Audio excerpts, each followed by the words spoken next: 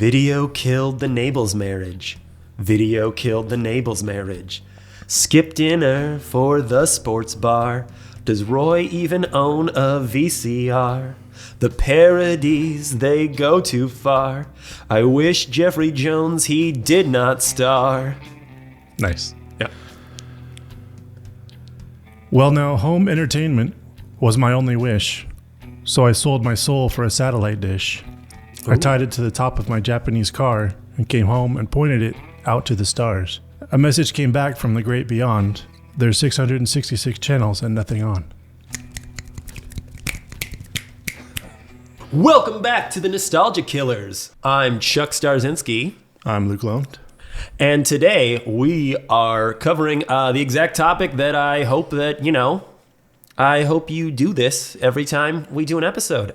We saw Stay Tuned. That was terrible. That was rough, but we're going to roll with it. That's okay. I love this movie. I just want to come off hot. Go for it. Just say, yeah. Oh, this movie is so underrated. This is a movie that, like, I told people, it's like, oh yeah, like people were, giving us a pretty warm reception to the first episode, and they're like, what are you doing next? I was like, stay tuned. No, that's the name of the movie. And it was like, oh, I have no idea what that is. Mm-hmm. And it was like, what? Oh, I had no idea this was a flop. Yeah. I had no idea. I thought it did well. No, like huge commercial flop. Like probably ruined Pam Dauber's career. I never heard of her after this. Yeah, she was not in anything else after this, really, aside from like a couple odd episodes of like an NYPD Blue here or there or something like that. Mm-hmm. Yeah. Never heard of Peter Hyams, I think is how you say his name, the director. Yeah, nor I. No, but also probably killed his career too. Actually, it didn't. No, he went on to do a lot more stuff. Oh, beautiful. As I recall, but I don't pay attention to directors that much, anyways. But this is my first time hearing of him. Yeah. Also, a huge part of my childhood. I didn't see this in theaters. I would have been 14 or that, but I saw it on HBO on TV accidentally one day, and then I was hooked. And then I saw it 40 more times. And if it was on, I just did not change the channel. I just kept watching it. And it's a PG movie too, so I think it may have been actually on network television at some point. Oh yeah. So no, I think that's my relationship to it too. I definitely saw like bits and pieces as a kid growing up. Like I definitely have the bit, the Dwayne's World, obviously, which we'll get to. Uh-huh. But I had like the kind of Chuck Jones, like Tom and Jerry-esque cartoon that then transitions to live action, burned into my brain. Same. And was just like, what is that? What is that from? And then as a teenager, going to my local video store where they did 5 movies, 5 days, $5, Ooh. Which, hell of a deal. Just going to the video store and just kind of combing, you comb your comedies, your actions, your everything, and just being like, oh, what's this one? Stay tuned. Like, fuck it. It's $1. What's the worst thing that could happen? And then I was like hooked. I was just absolutely. Also, probably went hand in hand with the, the habitual pot smoking and all that. So it's just like I was stoned off my ass and just like, yeah, this is exactly what I need. This is exactly the attention span I have. It's like if I start to drift, boom, they change channels. We're moving on. Specifically tuned to stoners. Exactly. I love it. But anyways, as I said, maybe not a lot of folks have seen this movie. So do we want to do a quick little speed through, kind of give people another elevator pitch? You can. I'm not good at those. Okay. 60 seconds on the clock. Yeah. I've got a great idea for a movie. Have you guys seen Kentucky Fried Movie or Amazon Women from Mars? No? Okay, well they're like parody movies. Okay, there's this thing, right, called Saturday Night Live? Yeah? What if we just did that? No, you don't? Okay. Well, what if I worked a plot into it very loosely? What if I found a way to just take all these like little parody jokes that I keep in my notebook and, made them into a cohesive piece? Oh, you're still not on board? What if I pester you and pester you and pester you until we make this movie? Which is how it came about, actually. In my research, it was like the only reason this movie got made is because the director, Peter Hyams, would not let up. He would not shut the fuck up. He got this job because he just loved the script so much when he found it that he bugged and he begged and he pleaded until they caved. So much so that, yeah, they didn't have an amazing budget, and he even agreed to DP too. Like, Yes. he's the director of photography as well. Yeah. I love this movie. Yeah. Yeah. And watching through it twice to do research for this, I couldn't find too much problematic stuff. There's only just a few bad jokes and. Yeah, I was going to say this movie is not canceled, but one of the actors is. Ironically, his demise is with the phrase, "Sorry, Spike, you're canceled." I know. That is the best. I was going to save that for later, but Sorry. no, it's okay. Sorry to No, let's just jump in it. Let's get the elephant out of the room. Let's talk about the not so lovely Jeffrey Jones. Jeffrey Holmes, yeah. Jeffrey Jones of Ferris Bueller's Day Off fame plays Spike, who is essentially I don't know, he's not the devil himself, but he's like Who's the big bad? Big bad. He's the underling of Satan, which also, just to go on a quick tangent, whatever happened to having Satan as the bad guy in movies? I miss, it's just such a clean, easy villain. It's like, we all hate Satan. I think that might have been a PG thing. Yeah. Yeah. I've never heard of a demon called Spike. That's true. I think they just kind of made them all up, and they only loosely referenced to the devil. Yeah. I think that's also, which also, I want to get back to the PG thing, too. I caught two instances where they cut out the word bitch. Yeah. Yeah. So, that's how strict they were for this PG rating. So... I believe it. My guess is any actual references to Satan, the devil, would have been... all on the cutting room floor. Yeah, because the MPAA is notoriously stingy. A bunch of prudes and... Yeah, that was one of my only issues with the movie, honestly, is and I think that might be why it was a commercial failure and it totally flopped, is because this movie doesn't know what it wants to be. It doesn't know if it wants to be a Honey, I Shrunk the Kids level family film. Right. Or, as I said before, an edgier, Saturday Night Live, or a Kentucky Fried Movie, kind of more PG-13, R-rated, because a lot of the parodies they do are super freaking dark. Yeah, they can be. Yeah. If you're a kid, I remember watching it and not understanding half of it. So it's Exactly. They did the job. They did the thing where they make the jokes for a lot of the jokes for the kids, but there's some innuendo and stuff only adults will get. Yeah. So. But yeah, bleak. Also, definitely some of them are a little tongue in cheek and stuff, but some of them are just straight bleak. I have the full spoof list. I don't know if we really want to run through all of them, but just as far as the quick fast hits, they do a spoof of Candid Camera called Sadistic Hidden Videos. And the whole joke is just, it's a policeman going to this woman's door and just telling her that her husband has been viciously murdered, basically. And just she starts breaking down and weeping, and then all of a sudden it's you're on camera. You see that camera over there? See the camera over there? Just like Candid Camera. Yeah, exactly. Yeah, I was going to just mention on that one, it's oddly prescient because there are some TikTok, skits and stuff that people are doing now that are really fucking bad. There's people walking around going, "Hey, I have a bomb in a bag." Oh no, and that's their joke. Yeah, and they watch people freak out. It's it looks just like this. It's oh, there's a camera over there. What? Why would you fucking do that? Because we don't learn. That's why. I guess. Because we just repeat the same fucking mistakes over and over and over again. Doesn't matter what technology we're using. We're just going to They watched Stay Tuned and didn't get the message. Yeah. Exactly. Yeah. Missed the boat on that one.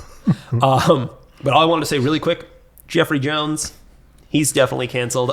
We do not condone Mr. Jones. He was arrested in 2002 for possession of child pornography and soliciting a minor. The victim was 14 at the time. He did his time, not enough though, I don't think. He served 5 years of probation and is finally a registered sex offender, which I guess he also got arrested in 04 and 10 for failing to register. Yep. Which, yeah. Yeah, and I wrote down in my notes that he's forever stained the films of my childhood. Yeah, he's I'll never look at him the same. It's never going to be innocent again. It's never. Yeah, it's totally. Obviously, different level of fame, different sort of thing. But he's like a Spacey. He's where it's it's you start, especially he is kind of Kevin Spacey-esque in the sense that he's in a lot of movies where you're oh yeah, you're just oh, that's a great film, da da da, and then all of a sudden he comes in a third of the way through, and you're like, oh, damn it, Jeffrey. Well, even before this, like 2 years before this, the movie he made was Mom and Dad Save the World, where he plays a leading role. He's the dad. And it's like, he was a huge deal. Like, and he was going up and up. Like this may have been a step down. I don't know, as far as a lead or supporting actor role might go. But he's always supporting actors, and then Mom and Dad Save the World. And it looked like he was going to be a comedy staple. I don't think he was ever a part of SCTV or Second City or Saturday Night Live, writer or actor otherwise. But he was in that group of people, and he kept showing up with them. Oh, yeah. No, and like, yeah. You know, horrific, unexcusable things aside, like, yeah, he has great comedic time. Like, yeah, I see why he kept getting jobs. Yeah, totally. But yeah, it's forever tainted. Well, luckily for us in this movie, he plays basically the devil. So it's on point. It's like, we're not championing him on, you know. Speaking of casting though, John Ritter, Pam Dauber, knock it out of the park. I have John Ritter as winning for comedic acting. Oh yeah, in this film. He's. I think hands down, this is the best thing he's ever done to me, at least personally. His slapstick is amazing. Yeah, like when he's in the noir and he punches the guy in the diner and he's walking away all tough, and then he goes to grab his hand because he hurt it. Like I've never seen fucking Jim Carrey do something that good. You know, it's just like, I don't know, it's so good. Comes out of the saloon and one of the Batwing doors comes off in his hand and he just hands it to the other extra. No, that's also why I love this movie, because it's like this movie doesn't know what it wants to be in a good way too, because it is so goddamn silly too. Yeah. Like it'll have these like really dark bits for some of the spoofs, but then yeah, like you said, it's just like pure slapstick magic. Yeah. And also like I wonder if it had to have been an intentional like tongue-in-cheek casting, because both John Ritter and Pam Dauber are originally television actors. Yeah. John Ritter, obviously, coming to us from Three's Company, which is a fun little bit that they throw in there. Mm-hmm. But I didn't know this because I wasn't very familiar with the show, but fucking Nanu, dude. Yeah. Pam Dauber is Mindy of Mork and Mindy. Yep. And just a little trivia on I'm sure you know it, she was 5 months pregnant. Yeah. And so they're the entire film, all the activities they were doing, they're trying to hide the pregnancy, keeping the baby bump, exactly, keeping her safe and all that stuff. Like would not have known. Which also would never have known, because she's like, she also, I don't know. I think personally, I feel like her character wins the movie myself. Oh, yeah. I just like, she's just such a badass from out the gate. That's kind of written into their relationship where she's kind of the alpha and. Winning the bread and... No, she does not... Yeah. That's also something that I had definitely, like, because, in the film, their marriage is, like, a little on the rocks there. You know, he's a bit of a couch potato. She's, like, constantly climbing the ladder and, like, improving their status in life. And, I get that, spoiler alert, like, they save each other and they get out of, like, the cable universe. But, they should have gotten a divorce. So they're like, you know what, Roy? This is exactly like the kind of bullshit that I don't have time for anymore, as like a woman climbing the corporate ladder and providing for her family. Yep.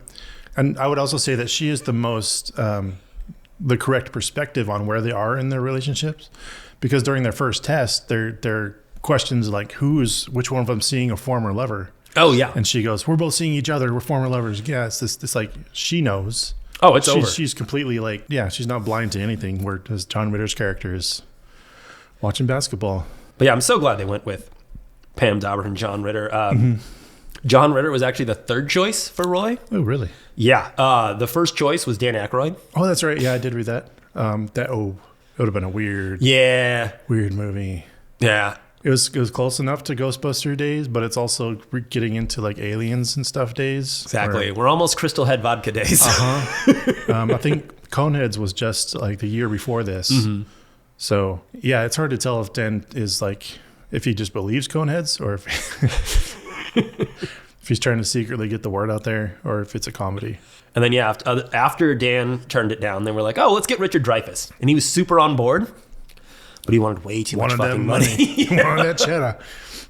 They had What About Bob just recently, I think, right before this. Yeah. So he was, exactly. He was in demand. He was in heavy, yeah. That makes sense. Yeah, and then Also would have been a very different movie. oh, totally different movie. Much more serious, maybe. Richard Dreyfuss. Yeah, I don't think like Richard wouldn't have been able to like. And again, maybe I don't know. He's a great actor, but he wouldn't have been able to like swing the slapstick, and like he wouldn't have gotten half the jokes. I don't think. Yeah, totally. No, John Ritter is fantastic.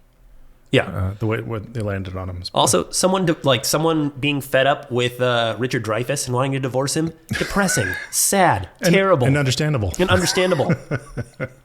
John Ritter, you're like, no, come on, he's just a goof. He's just a silly little guy. He doesn't mean any harm. He's just there, He likes to watch TV every now and then. He's just a silly little guy. Whereas, like, yeah, I feel like, yeah, too much acting chops on the other. Oh, as much as I love this movie, there are a few things that I didn't care for. Main one just being actually one of my only real gripes: the fucking kids. Oh yeah, yeah. I hate the kids. Huh? I hate the kids. I just want to, for the record, hate children. Always have. But the son's narration is so unnecessary. Like that had to have been like the worst focus group kind of note that they got. Yeah, watching it again the second time today, right before the show. I picked up on it too, but I also think so. Like a huge part of this, the reason why it's PG is it's kind of made for kids too. Yeah. So they went for that wider audience.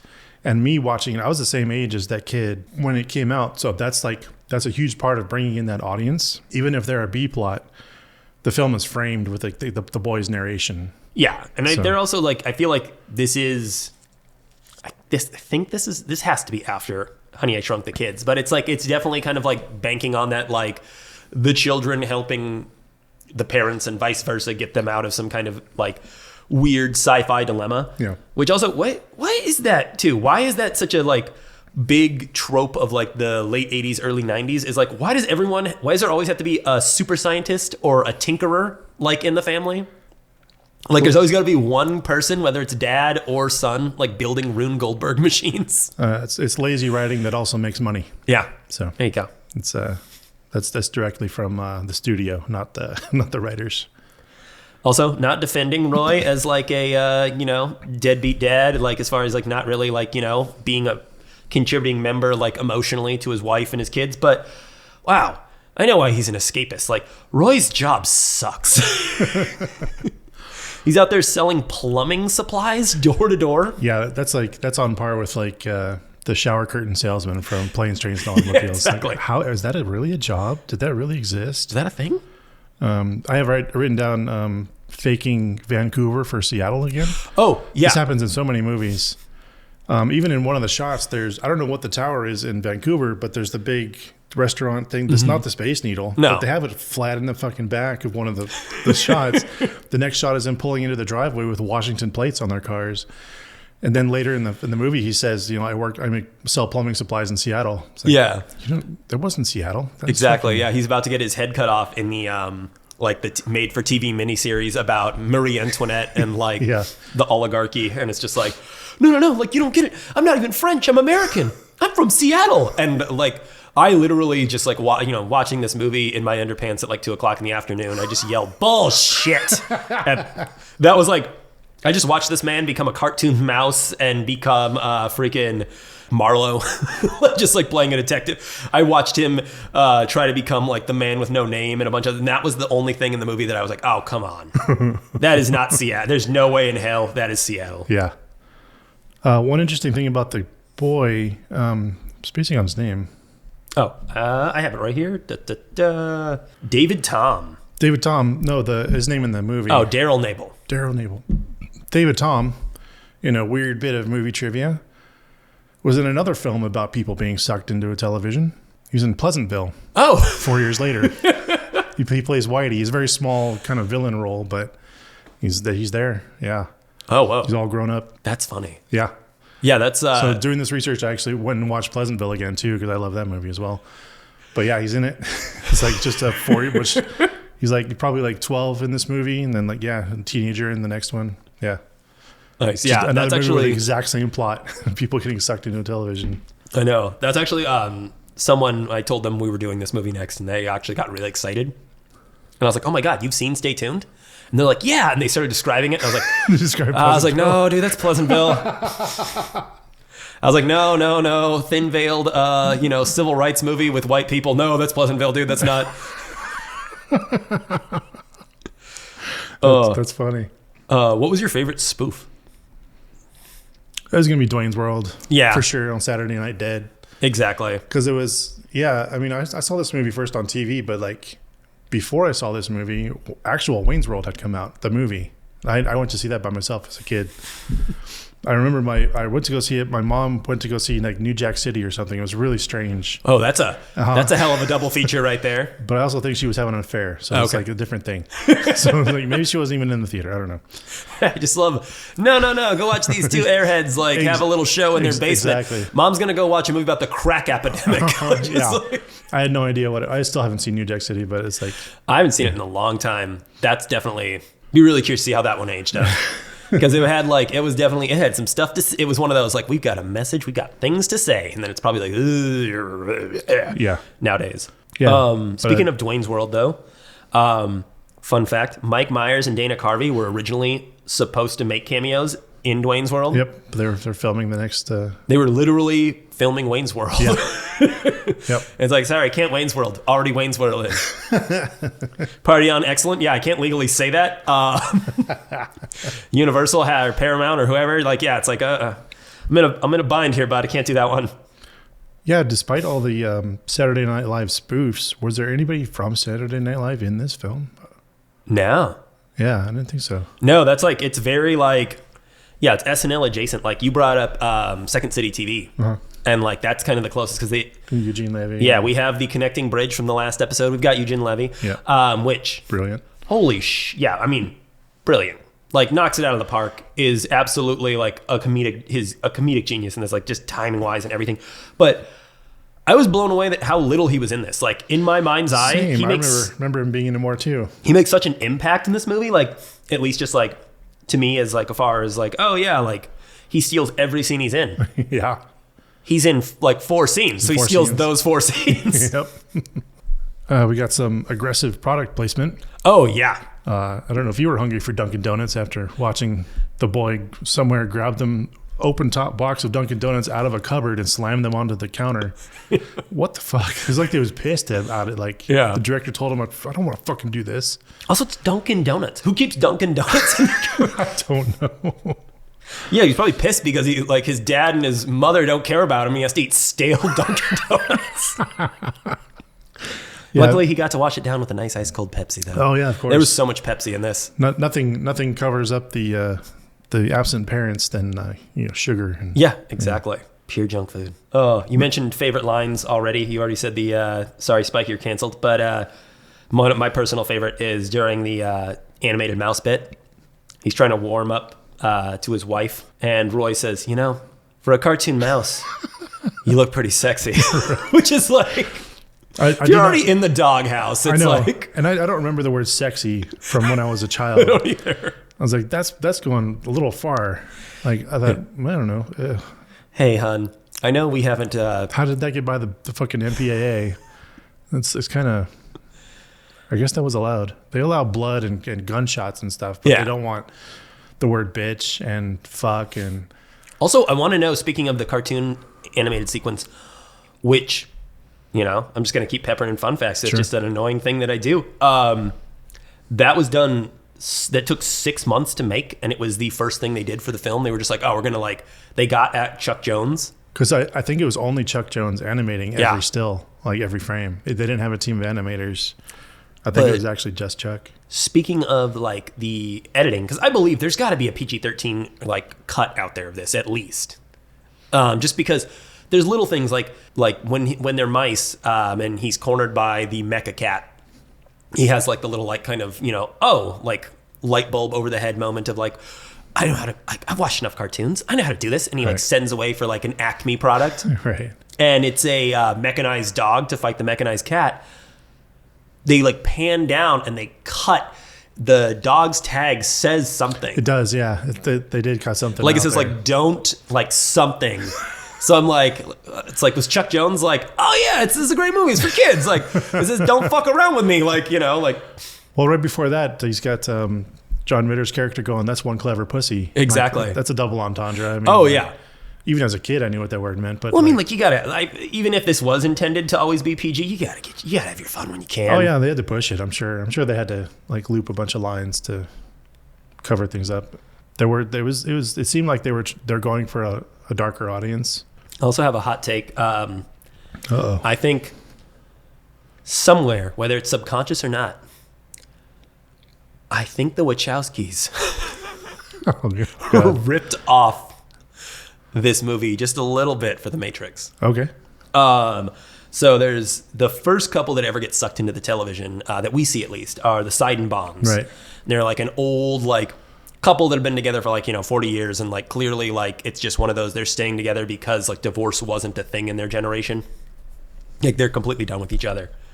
The wife gets taken out in, like, a Godzilla parody, and she's dead. He could care less. He's moving on. We re-meet Maury Seidenbaum in the, essentially, like, the Marlowe, like, kind of like Dick, the Private Eye Dick, like, segment. Yeah. And he owns his own club and stuff.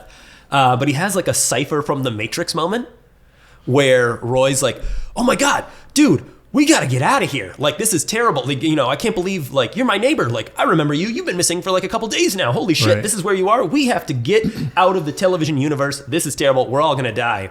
And he has, like, that was the old life, kid. And, like, lights up a cigar, and he's like, "I was a loser out there. I'm a somebody. Yeah, I can I own see a that. nightclub." And he just, like, yeah, he has that very much, like, do I want to go back to eating mush? Or do I want to eat this digital steak? Are you ready for a really spooky fun fact? Oh, yeah. I love me a spooky fun fact. Give me the chills. So the Seidenbaums, at the beginning of the film, they're watching an old show called Doogie Howser. Oh, yeah. And I think his name is Sean Patrick Harris. Neil Patrick Harris. Neil Patrick Harris, who's in the fourth Matrix movie Oh, as the villain. there we go. There's your Matrix connection right there, man. All right. They did steal something. They did, yeah. And also the fourth one, which, let's never, I don't want, let's not do the fourth one ever. We can do any other Matrix you want ever. I kind of want to. I think there's Yeah. I think there's buried stuff in it. There's very, okay. There's buried treasure. It wasn't meant to be a real movie, I don't think. Let's circle back. I think it's a hidden middle finger. Yeah, I was think going to say, that more movie is like a very much, like, I feel like that's the Wachowskis being like, all right, we're done with the, like, you want to do the Matrix again? I told you we were done with the fucking Matrix. Right. Let's really be done with the Matrix. Yeah. Like, I'm going to kill this, and I'm going to kill it on my terms, is kind of Yeah. how it felt. Yeah, I think there's some fun stuff in there. Also, I don't really want to watch it again, but speaking of side characters like the Seidenbaums, Pierce, yeah, played by Eric King. Yep, I have it written down too. Yeah, he's like the kind of, trainee, almost like borderline kiss-assy, but like with a very conniving intention of like essentially wanting to take over one day. He's got his eyes on the throne from the beginning. Yeah. So I don't know if you caught it, but he's a film school student. USC. Yep, USC. I was like, is this like... He did his thesis on, what is it, Kurosawa and Spike Lee. Yeah. And it was a fucking great joke. I was love just it. like, oh, is this like a hidden thing? Like, are they trying to tell me that, like, fuck film school and, film school students are so annoying that they deserve their own special place in hell? Right. Because, I definitely took that away. Yeah. That was a funny little side thing. They didn't have to put that in there, but they did. And you didn't get the sense that he was going to be a big character, Pierce. Yeah. But he ends up like just waiting around and falling into the throne. But, Speaking of side things, there's so many little like fun Easter eggs in this movie. Yeah. Did you catch Tuesday is Saddam Hussein Appreciation Day in hell? Yep. Like, just drop everything you're doing. So this was only after the first war. So this was 1994. Yeah. So the first war was in 90 and 91. So there was like this huge. He was a cartoon figure in American culture at that point. Oh yeah. So it was like, yeah, I did catch that. Also, did you notice Dr. Strangelove rolling around in the I studio? did. I had that totally written down. I'm like, it was a non sequitur. Like, Yeah. like the thing He's you just wanted to there, cover. yeah. It's like there's no follow up. There's no explanation. No. We don't see that person before or after that scene. It's Yeah. fucking weird. Yeah. Peter totally. Sellers just rolling around in hell for some reason. Oh. Also, I had most of the references in this are, although like obviously extremely dated, Yeah. I feel like they age really well. Also, this movie does like a really good, like one of the smarter things this movie does is during any major plot point, like anything like where it's like Roy and Helen having a major tiff or Roy having a showdown with Spike, they choose to not parody really anything very strongly. Sure. Like it's like, oh, we're going to do a Western where it's like, it doesn't matter if this movie is a year old or 50 years old. People know what a Western is. Right. People know what a wrestling match is. Like, that's like, I think they did that incredibly well. And yeah, like I definitely picked up every single reference, even though this movie's like 30 years old. Sure. The only like really big L, the only swing and a miss that they took was there's a 30-something parody. 30-something to life. Yeah.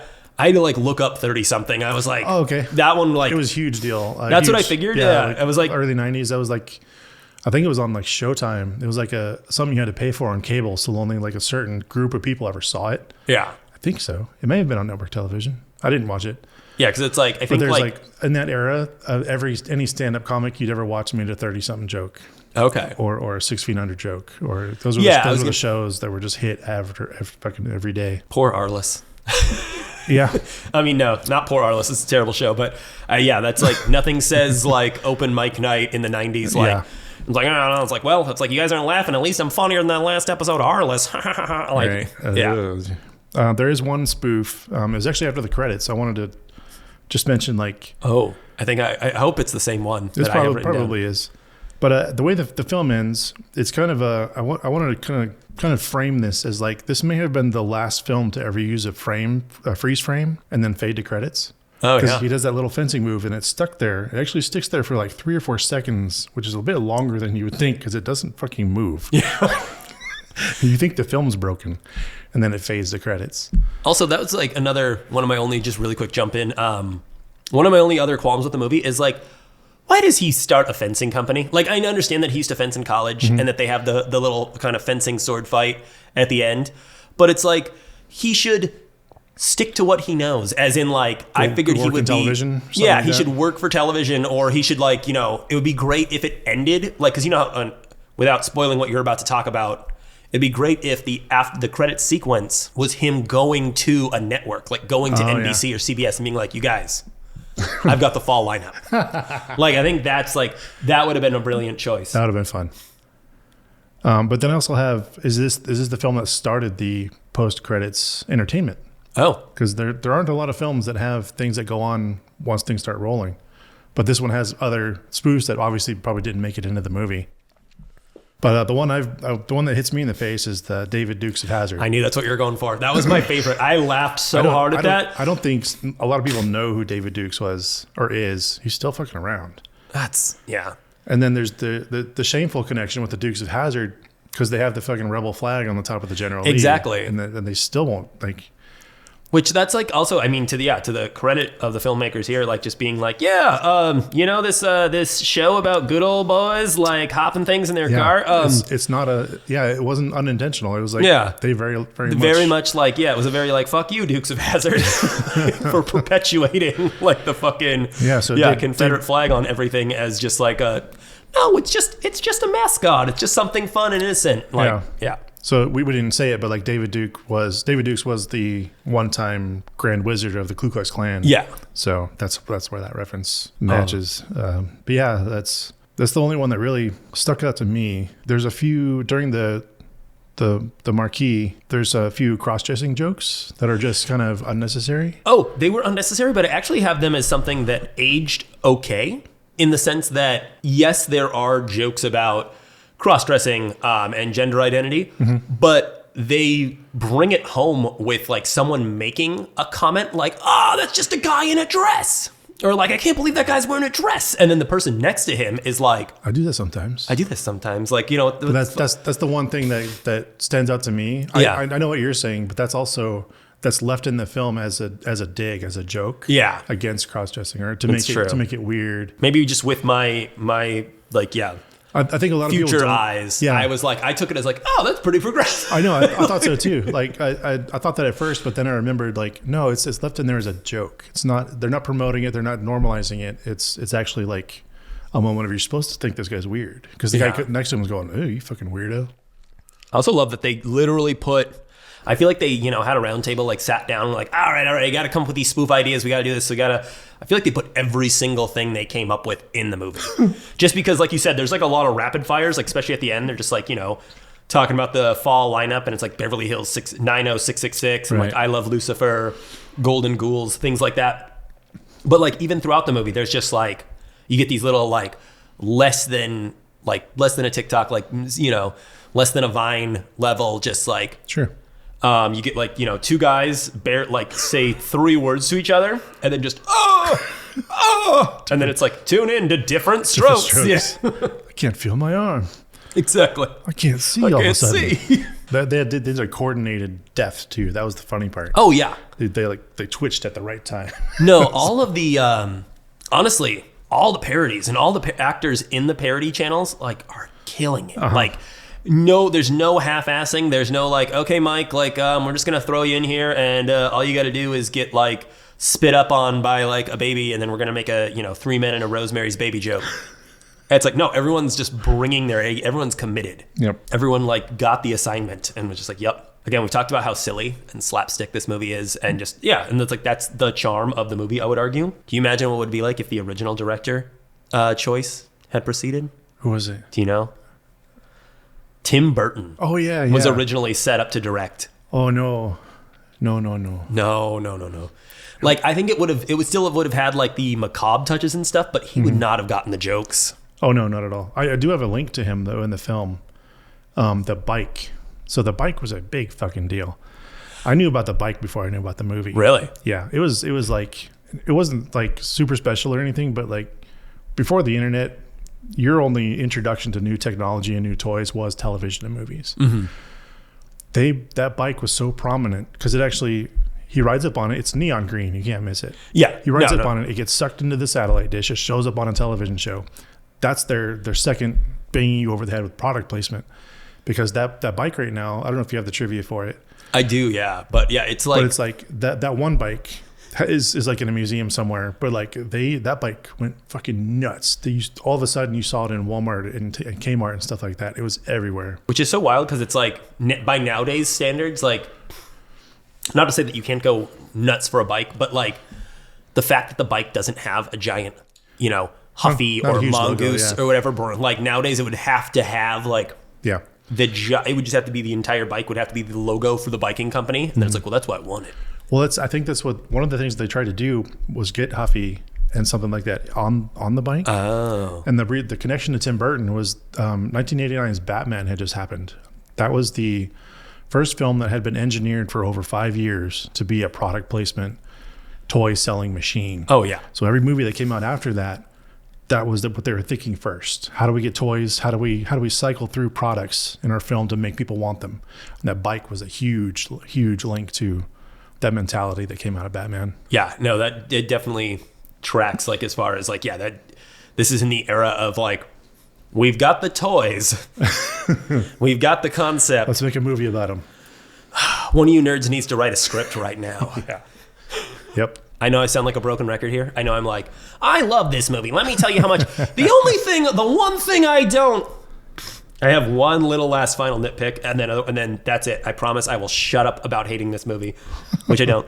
The salt and pepper music goes on way too long. Does it? I thought it was perfect. Oh, that's like one of my favorite things. Oh, it's a great bit, and it's like it's perfect but it is like one of those where it's like I think it just needed to be a better salt and pepper song. Oh, possibly. This for me was like a great integration. A lot of movies started doing this. They started integrating bands, popular bands like American Pie, the Blink-182, and all their music in the soundtrack. I think it started in the 80s where someone in a band or a band themselves would be a part of the film. Yeah. And there would be a music video being shot in the background, and the main characters would just fall into it. And it happened all the time. Oh, yeah. John Ritter dressed as Prince in this. It was perfect. It was great. Beautiful. It was like... I thought it went on. It was because it became a part of the movie because the MacGuffin was the remote, and they started getting kicked around through the band and stuff. Exactly. They did it perfectly. They did it perfectly. Don't get me wrong. It was just one of those things where it's like, in comparison to, I guess it's more or less me wanting more out of a couple of the other parodies. Sure. That are just kind of more like, you know, set, joke, bam. You know, just like. I don't want to hear this because I practiced doing that dance by myself for so fucking long. Start me up. You gotta start me up. No, that was great. That was, I mean, for me, that was like cherry on top. Yeah. Because it's the end of the film. It's the very end. I thought it was a perfect pacing and like, Oh yeah. I don't know. Hey, I bet you know me. I backpedal all day long. I'll backpedal real quick. And I promised listeners I'm not pointing a gun at Chuck. So I don't have a gun under the table. It's not how we do this. Oh, what is that then? What? Back to, I keep coming back to it. Back to the Dwayne's World. It was a good one. It's such a good one, It's, honestly. I'm not a hugest fan of Wayne, but like the parody version of it, the Garth was great. I think the parody version of Wayne in this is what everybody thought Wayne sounded like. Exactly. But isn't. But I was just going to say, like, the I Warship Satin and the extreme close-up cam becoming the extreme hot poker in the eye cam. The best gag in the world. Oh my God. If you didn't grow up in this era and we weren't like familiar with extreme close-up was what people shouted across parking lots at each other. Oh, yeah. As a joke. Like, it went on forever. And this was only on Saturday Night Live. This was only on TV from time to time. Yeah, and it's not like you had a brand new Wayne's World skit every single Saturday. It was like, oh yeah, it's like, well, you guys want to do Wayne's World again on this one? Sure. Yep. But the extreme close-up of actually running the camera into his face, the best fucking slapstick joke. I can't top it. I couldn't write that. I couldn't. Yeah. Then the hot poker thing, it's just like, I forgot about that entirely. But like the camera to the face. Well, I have we have one category that we kind of wrote down as would his work as another genre. Oh, absolutely. And I thought horror dramatic would be so fun. I would even write it and film it and direct it, whatever. Yeah, no, this could easily be a sci-fi horror film, like just like a. I have down Eternal Sunshine meets Pleasantville. Yeah. Like, you know how Eternal Sunshine, he's falling through dreams and like subconscious and stuff. Yeah. That's what it would be like going through these TV shows. That would be incredible. Let's do it. Yeah. I also have, because as far as like, could it be remade today? Absolutely. But yep. I would love to see it as a reimagining as like a YouTube channel, like hopping. Sure. Yeah, it would be Mimi. It would be. Definitely. It would I mean, that would be the only annoying thing if it got remade today is it would be like, because you think the references here are dated. If we tried to make this like nowadays with like YouTube culture and how quickly everything happens, it's like we would shoot it and then the like things we're parroting would already be out of style. Like it's like I actually tried to, I think I probably shared it with you at some point, but like, God, it's got to be back in like 2016 now or something like that. I very much just lifted, stay tuned. I wrote like a short film script that was like these two characters from a video kind of hopping. And it's like you read it now and it's like a caveman wrote it. Right. Well, because there's jokes about like tasty videos were big back then, and then like you had try channels were big back then, and like BuzzFeed was still a thing. Like there's just like so much like I like tried to hit like I think I did like an unboxing video, which is like nobody fucking does unboxing videos anymore. Right. They do. Oh, they do? Yeah. Okay. We're still pretty big. But it's just that thing where it's like it's like 2015 called It Wants Its Jokes Back. Pretty much. Yeah. But I mean, for the record, it wasn't too bad when I wrote it.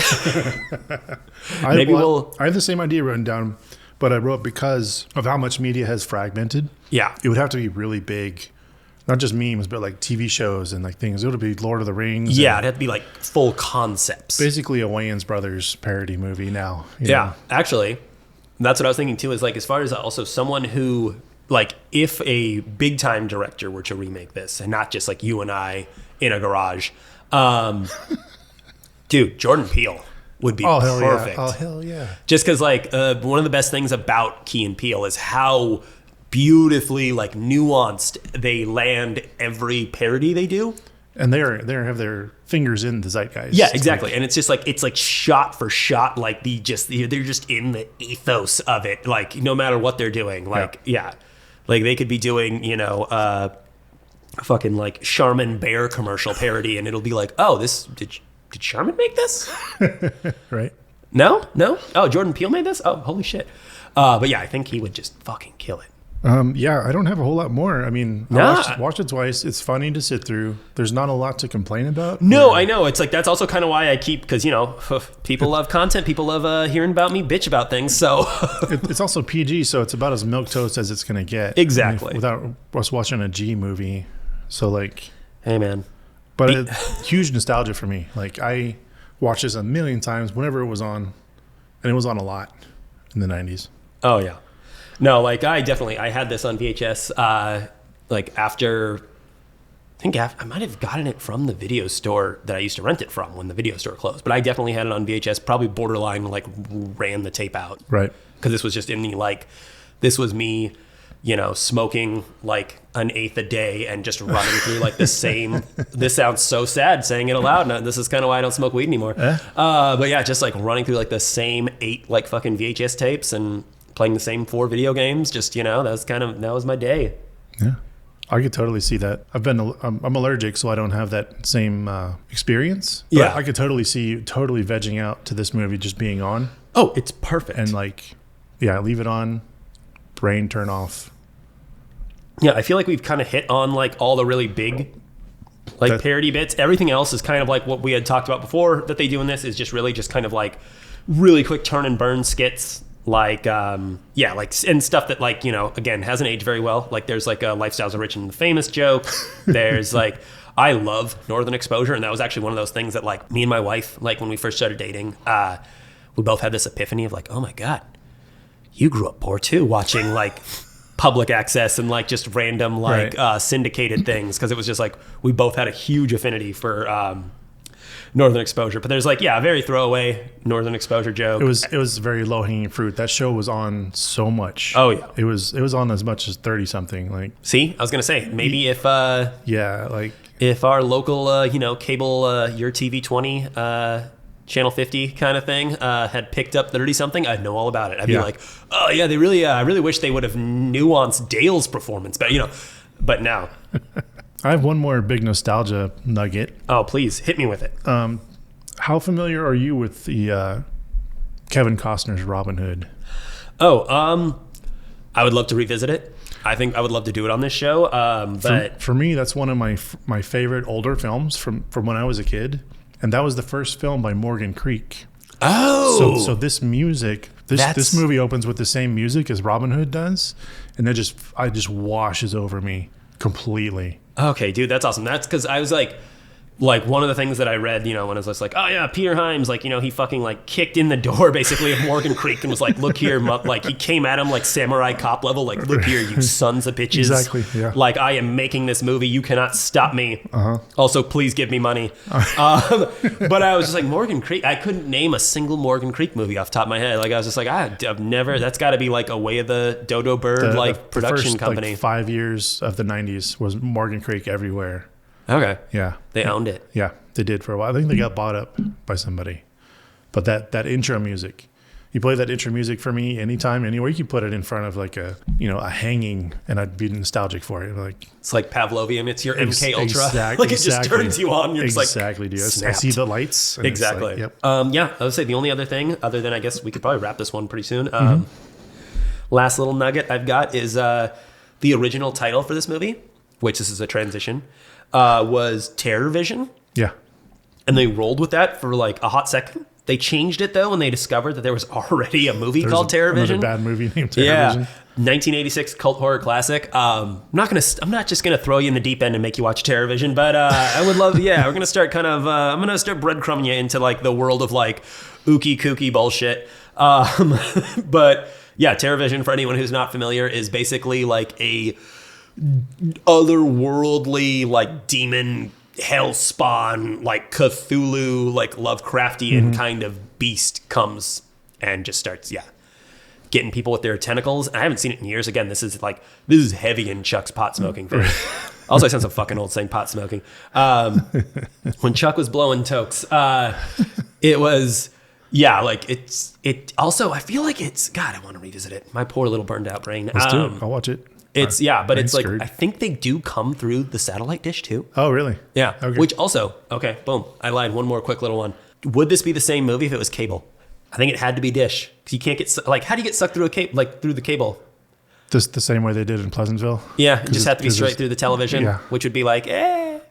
I think it's fun that it's like actually a dish because then it's like, because they also never, A dish was exotic at that time. exactly. And they also That's- like, again, probably back to the PG thing because he's Spike and not Satan and whatnot. They reference hell a lot, but they never specifically, to my knowledge, say like, this is hell. We are in hell It's right all- now. it's all innuendo. Innuendo. Yeah. So I think maybe like, Well, it's actually purgatory. It's Purgatory, actually, it yeah. says, welcome to purgatory. So yeah, because I feel like the satellite dish would probably also be, it's that thing where it's like, oh, it's like, they're kids. They're not in hell. They're just on another plane. It's totally, no, mommy and daddy are sleeping. Their eyes are just closed. It's totally fine. Like, their souls aren't burning forever in hellfire. No, no, no, no, totally. No. Yeah, that's pretty much all I have too. Yeah, it's- I watched it twice in the past 3 days, and I still love it. Yeah. So my verdict is to let it live. Oh, please. Yeah, let it live. We've also, from the second episode, we've kind of changed the phrasing there. I believe we've kind of switched it up to let it live. I'm going to change it every time, Jeff. Change it every It's time? gonna Oh, please do. No, I'm just fucking with you, but we'll come to a solid. All right. I want you to keep me on my idea toes. at some point. I Yeah. want you to be like, is it chutes or ladders? Like, I want you to just hit me with something. I just want to make you feel like you haven't done your homework, and then I mean, I usually do. I mean, granted, this is probably the most homework I've done, like, Isn't for it fun? projects. Isn't yeah. it fucking fun? It's so fun. I don't care if no one listens, which also people have been listening and they've been saying it's yes, great. So thank you, Thank you for the everybody. support. Yes, But I don't care if it's one of those where it's like, it's just a lot of fun. yeah. This is. I don't care. I mean, I would love people to hear it, but this for me is the win. Yeah. This is the fun part. So, Exactly. having a blast. Which, look forward to us doing many more. We haven't settled on our next episode, but realistically, it'll be Luke and a special guest. I will be taking a leave of absence for just a hot second, but I will return. You haven't even been here 2 times, man. I know, exactly. Jesus. Flaking on the job. No, yeah, I'll be here. I'm gonna try to fill in while Chuck's away. We'll do a few episodes, call in some other people and pick at their nostalgia wounds, and Yeah. And just before, right when it's about to scab over, I'm going to come in hot. And I'll be like, all right, strap in. Yep. Yep. We're doing, I'm gonna make you rewatch like Who Framed Roger Rabbit or something like that. It's just gonna, although like it would be fun to mix it up. I would like to, maybe we should do like an action movie or something like that. Okay, we'll try that out. We'll stir the pot. Make sure. I'm it doesn't not get stale. saying we're gonna do it when I get back, but I'm gonna plant some seeds. Maybe Ronin. I'm down. I Yeah? actually, since the last time we talked about it, I've watched it twice. I fucking love that movie. Also, would really love to see. I probably have some very different opinions on it now. It'll still be March when I get back. Maybe Boondock Saints in honor of St. Patty's Day. Sure. Thou shalt not kill. Thou shalt not. These are creeds that every man can accept. Oh fuck. Yeah, I'm just thinking of things. Fuck ass. Just thinking of things already that have not like. I'm like, oh, that's like. Well, what about when Willem Dafoe? No, it's No. fuck. Okay. It's bad too. Oh yeah. All right, I'm throwing Boondocks in the hat, but Yeah. you know what? Hey, that's I'll be back in a little bit. I might come back a new man, a changed person. I might have a completely different outlook on life. We'll see. no, it's locked in. Okay, perfect. March Madness is we're going to Boston. All right, let's do it. Ship up to Habit. Stop. Okay, I'll stop. Thanks for listening, everybody. This was episode 2. I've been Luke Lone, I've been Chuck Starzinski. and we are the Nostalgia Killers. Once again, bang bang. And cut.